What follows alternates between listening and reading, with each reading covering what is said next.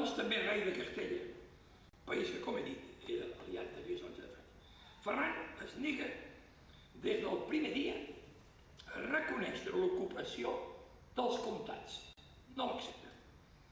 L'home que havia maldat per posseir el Rosselló i la Cerdanya per a la corona francesa, Lluís XI va morir el 1483. 1479 havia mort Joan II. 1483 mor Lluís XI. Per tant, el conflicte l'hereden els seus fills. En el cas de Lluís XI, primer la regent Anna, i després Carles VIII. Carles VIII, menor d'edat, i la seva germana més gran que ell, hereda la regència. I, per part de la corona d'Aragó, el problema l'hereda Ferran II. De moment la situació es fa inamovible. Ho va dir un historiador que va estudiar aquest temps fa uns anys. França es nega a parlar del programa dels Pirineus. Espanya, diu ell, calmet, millor dit, la corona d'Aragó i de Castella, es nega a renovar l'aliança franco-castellana. Si no es resol el tema del Rosselló i la Cerdanya, de l'aliança franco-castellana n'haurem de parlar. El fantasma de la ruptura violenta ara era més seriós el problema. No és que vulguem menys tenir ni Catalunya ni la corona d'Aragó, però naturalment ara ja era un conflicte, o podia haver estat un conflicte, entre França i no només la corona d'Aragó, sinó entre França i Castella, cosa que ningú no volia. Els incidents sovintegen per motius comercials de pagament d'impostos. Les pressions aragoneses no són contestades per la regent, l'Anna, la regent del seu germà, Carles VIII, que no vol la ruptura amb Ferran II. Però la situació internacional es complica. Ferran II està ja més preocupat per la conquesta de Granada, la reconquesta dels moros de Granada, que era el que acabava de la reconquesta que s'havia començat, o de la conquesta. I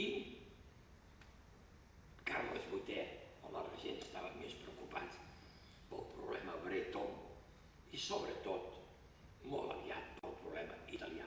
Lluís XI tindrà pretensions, tornarem a parlar, sobre el regne de Nàpols. I per tant, a un i altre, un perquè vol Granada, l'altre perquè vol tenir les mans, això crea una nova situació més favorable, diríem, a la pau. Fins després de la conquesta de Granada, el 1492, que posa fi, com he dit, a la lluita de conquesta dels musulmans, Ferran II no es torna a preocupar. Recordeu que ell puja al regnat el 1479. Fins al 92, ja 12 anys, 13, Ferran II no es preocupa de manera imperativa de la qüestió dels comtats pirinencs. Tenia però un avantatge. La majoria dels ciutadans, dels corbitans del Rosselló i de la Cerdanya, abominaven del domini francès, que era defensat només per unes minories de privilegiats que l'administració de París havia introduït als comtats. Gent que havien reunit, que havien de en aquests casos influències i privilegis econòmics importants. Eren, per dir-ho d'una manera, una minoria d'administradors, colonitzadors, si volguéssim utilitzar una terminologia d'unes èpoques posteriors. Carles VIII dubta si és millor renunciar als comtats per tenir lliure les mans per emprendre la conquista d'una bona part de la península italiana, el regne de Nàpols, el poderós i significatiu regne de Nàpols, una aspiració que Lluís XI tindrà, i d'alguna manera, per tant, això marca una inestabilitat en les relacions. Tot es produeix un cop d'estat a les eleccions del municipi de Perpinyà el 1402, que va ser rebut amb indignació per part dels partidaris del retorn dels comtats a Catalunya. I això va obligar a